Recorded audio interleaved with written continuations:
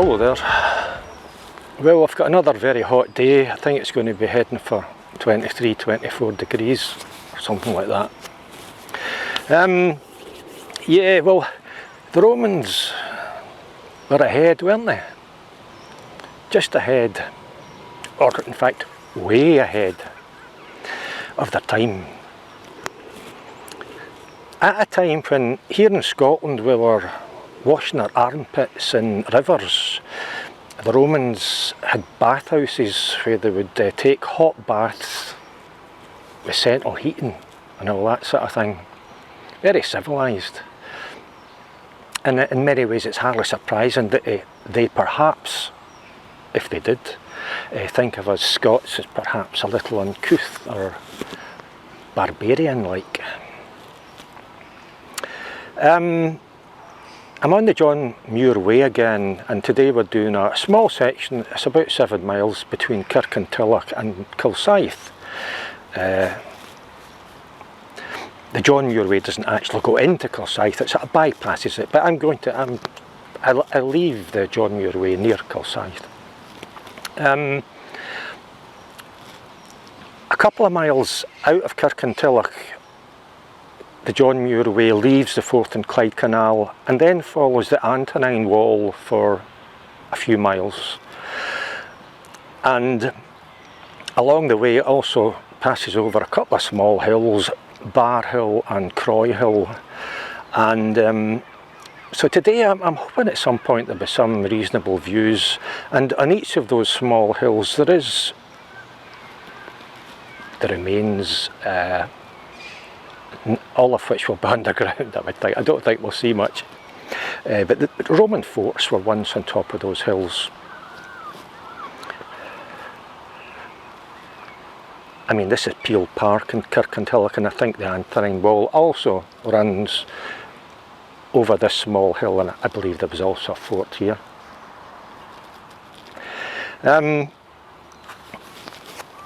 I mean, it's a little known fact that the Antonine Wall was in fact built to prevent us Scots from moving south into Roman occupied territory to indulge in a bit of luxury bathing. I mean, they just didn't want us dirtying up their bathwater.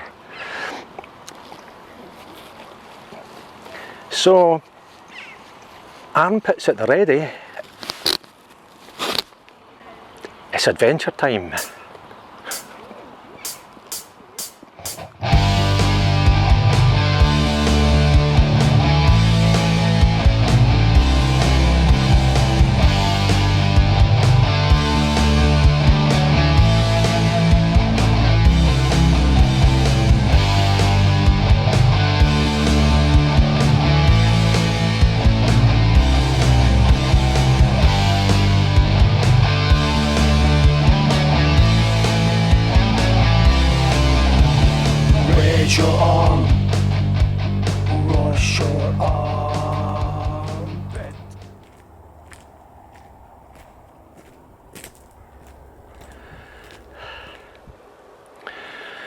Well, that's me left the Forth Clyde Canal, thankfully. It really wasn't a pleasant 4 miles or whatever it is from Kirkintilloch to Twechar. Very unpleasant indeed. I mean, it's tarmacked from Kirkintilloch to Twechar, and there's a lot of cyclists on it. I can understand why it would be good for cyclists. It's a good surface to cycle on. You know, I dare say that's very enjoyable, but it's not a place for walkers. It really isn't. I just found that to be a bit stressful, if I'm honest. Constantly having to get out their way. You might hear a little ding-a-ling, a little dainty ding-a-ling coming from behind, and then a cyclist whooshes past at about 20 miles an hour. You know, I don't know if it's my age, but I got a fright quite a few times. Yeah, between that, Clegs, and I don't know what was going on in Kirkintilloch, but there was a lot of seagulls. You know, at this time of year they've got nests and chicks, and they become quite aggressive, some of them. I mean, in Glasgow, Well, everywhere that they're kind of, at this time of year, they're swooping and pooping on folk. And I've been pooped on by a seagull on 2 occasions in Glasgow, and it was as if somebody had thrown a tin of white paint over me on both occasions. You're standing there and you think, what?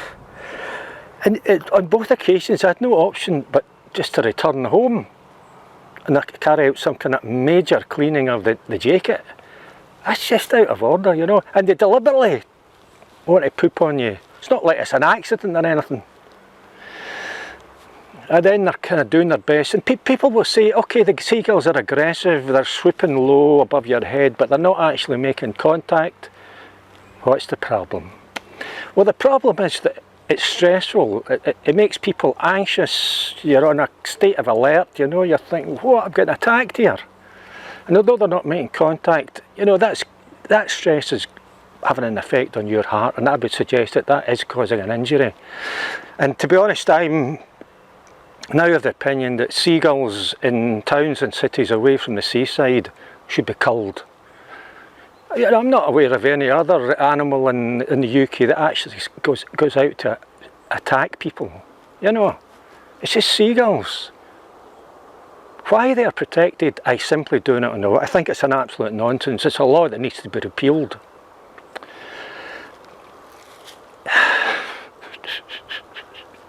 Anyway, we've left all that behind, thankfully, and maybe it's time for this old guy to chill out a wee bit. So we're going uphill. First of these hills is Bar Hill. Steady climb up this track here. We're now essentially on the Antonine Wall, and so let's see if we can find some decent views.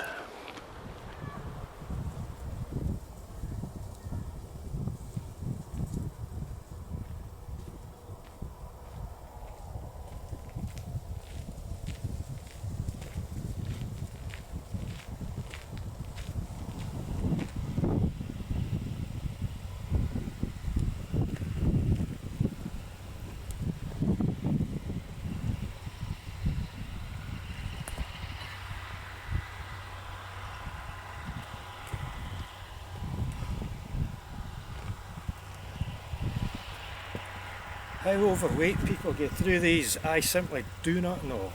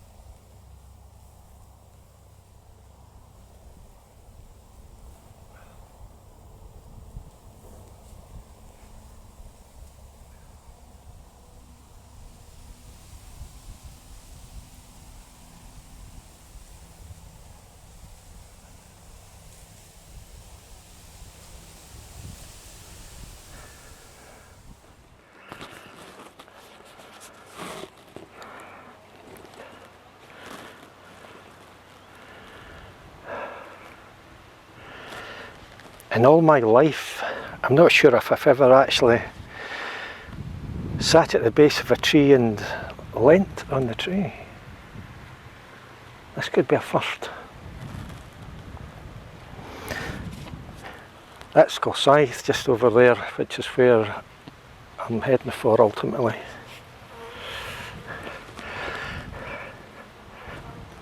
And this is Bar Hill and the Roman fort.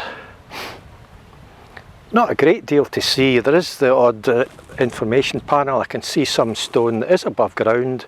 There's probably layouts of various structures, which I'll maybe show you some footage of before we head off to the next hill. And I think, yeah, I think like a lot of these forts, I think archaeological excavations have taken place at some point in the past. And I'll show you pictures just now. I think one of the many things that they uncovered was a child's shoe, which is a rather lovely thing.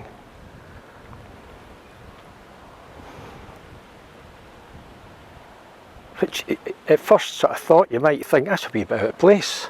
A Roman fort, Roman soldiers. What's a child's shoe down here? But, you know, there must have been a woman here as well. Perhaps some of the soldiers had their wives with them. And children would have been born.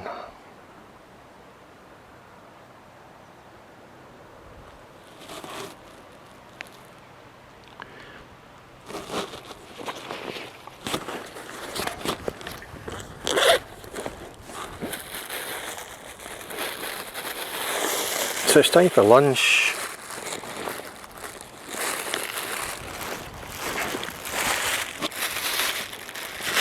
And it's a mutton pie topped with mashed potatoes and beans out of beds in Kirkintilloch.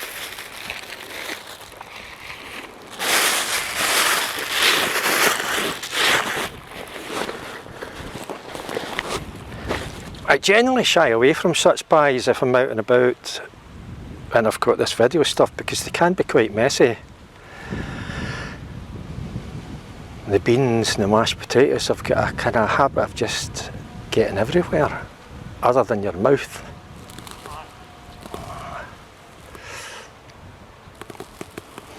Food's always an issue when I'm out hiking and videoing. That's a hard word to say.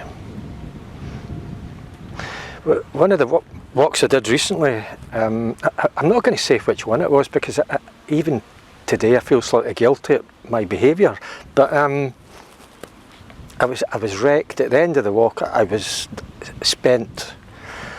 All I had in my mind was something to eat and where'd I get the bus. I was in a bit of a state. And there was a fish and chip shop. I thought, that'll do for me. Single fish. I didn't want chips or anything, just a single fish, that would have done the job. And when I arrived in this place, that's about all there seemed to be, was this fish and chip shop and a pub that was closed. And there was a massive menu in the window of this fish and chip shop with everything under the sun. It was a huge, endless sort of menu, and I'm looking at it thinking, I just want a single fish, that's all I want. I could just have got in and said, single fish, that would have been it done. But I thought I'd better look at this menu here and figure out. And there was 3 fish listed. I think it was a 4-ounce fish, 6-ounce fish, and an 8-ounce fish. It didn't say anything about a fish supper or chips or anything. And the largest was, the price was approaching £10. And I'm thinking, there's no way I'm paying almost a tenner for a single fish. There was a bit of Scottish thriftiness coming into my kind of thought, even at this spent, exhausted state that I was in. So I'm thinking, what size are these? I'm thinking, can I get away? What size is a 4-ounce fish? So I went inside and I said, how big is this 6-ounce fish? And the woman behind the counter said, 6-ounce fish, is that with chips? I said, no, and I repeated, I said, no, just, what size is the 6-ounce fish? And she did the same thing again. She said, 6-ounce fish with chips. And she kind of went away as if to get it. And I'm thinking, no, I'm not sure if this was repeated a third time, but at some point in the proceedings, I kind of lost the plot. And I said, with raised voice, no, wait, hold on. I'm asking you a question. What size is a 6-ounce fish? At which point I realised what an utterly stupid question it was. You know, but it was made even worse by her answer. She was saying that they come in like small, medium and large size, but it depends how they cut them. And I'm thinking, well, that initially sounded quite precise, 4-ounce, 6-ounce and 8-ounce, but it depends how they cut them. I think, I don't think I can deal with this anymore. Very close to just walking out. But in the end I kind of gave up, but my stomach ruled the roost, and I said, just give me a 6-ounce fish. To which she said quite abruptly, wait outside. it's as if I'd done something wrong and I was being sent to the naughty room or something, you know. As it turns out, everybody had to be outside because of COVID. But I could sense that she was close to losing the plot as well, because her voice was getting higher and higher and higher, and I could sense that she was almost at the screeching stage. But the thing is, when I got outside, I noticed for the first time in the window there was, I think it was a for sale sign. And it suddenly dawned on me, this was a business that had been essentially destroyed by COVID, and that they were perhaps just hanging on for a couple more weeks before throwing the towel in. And I just felt really guilty at that point.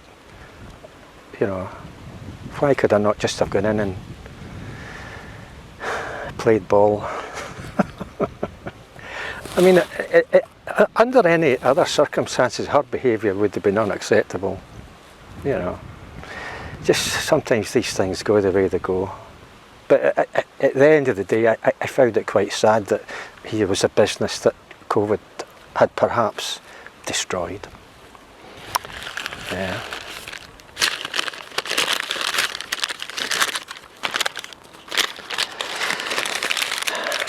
So, if you'll now excuse me, I'm going to demonstrate how us old guys can manage to get beans in our eyebrows.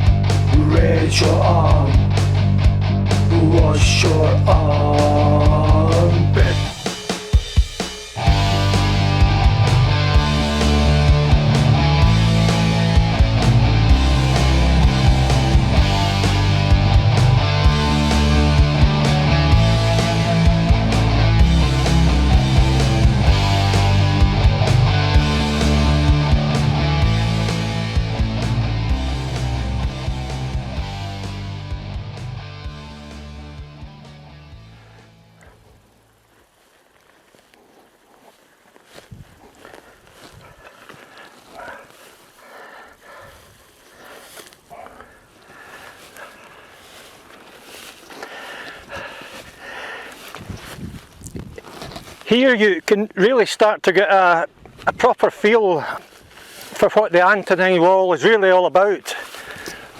It was a major defensive structure, and even today in these well-preserved sections I'm struggling to find my way up and down the slopes. And these banks and ditches would have been much more pronounced at the time. And you can see the wall continuing in the distance there.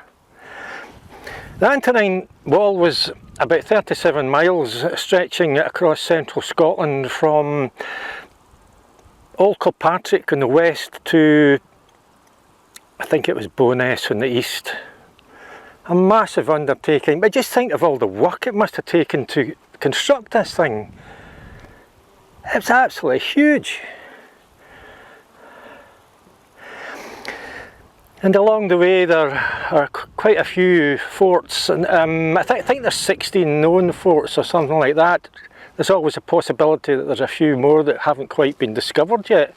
And it's a mixture of forts and watchtowers, just keeping an eye up there to the north so that we didn't get in to enjoy the fun and the luxurious bathing.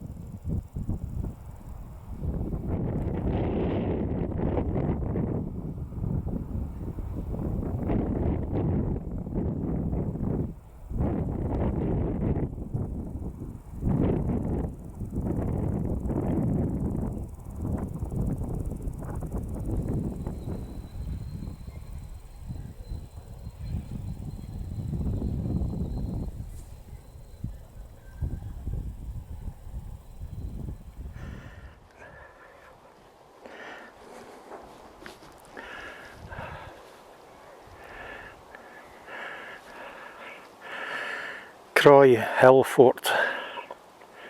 Not quite at the top of Croy Hill, up the top there, and we're sort of down the other side just now.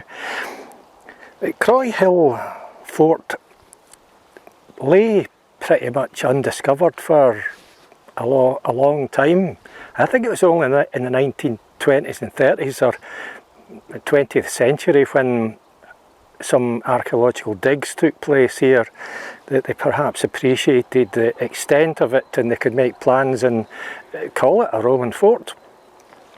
I think previously it was maybe just referred to as a station, or not really referred to as Roman on old maps. And as I said earlier, it may well be the case that there's other forts on the Antonine Wall that remain undiscovered to this very day. I'll show you an old drawing, if that's the word, or plan, that shows you some of the forts on the Antonine Wall. I think this dates to the 1700s, and as you may see, the Croy Hill Fort simply isn't mentioned. I think it goes straight from Bar Hill to Castle Carry forts. But other than just lots of bumps in the ground, it's perhaps not as obvious as the one on Bar Hill as we saw earlier on. But there is something I've been keeping my eye out for, and I can't yet see it, which is slightly worrying. In many ways it's the whole reason for today's video. Where is it? Let's see if I can find it.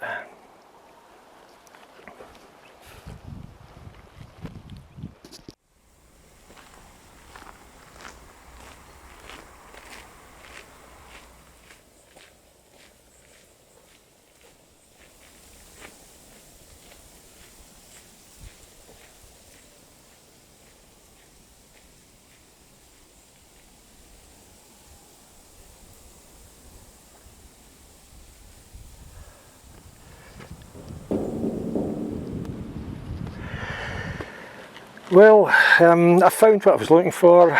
It's a big modern metal centurion's head.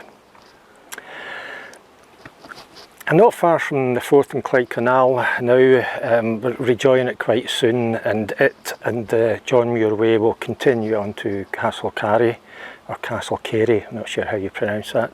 I'm just going to head towards Kilsyth from here, and I'm ending the video here. I'm glad I found this, because I had planned to end right here with the words, the Romans were always just ahead, weren't they?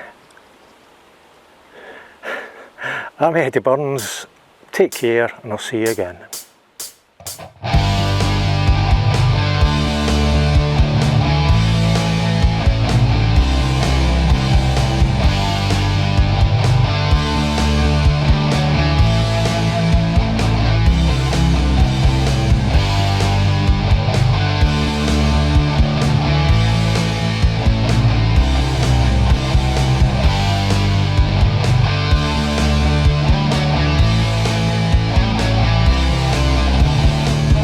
Raise your arm, wash your armpit.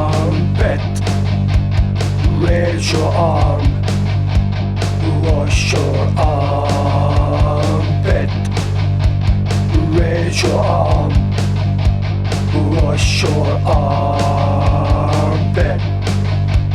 Raise your arm, wash your armpit.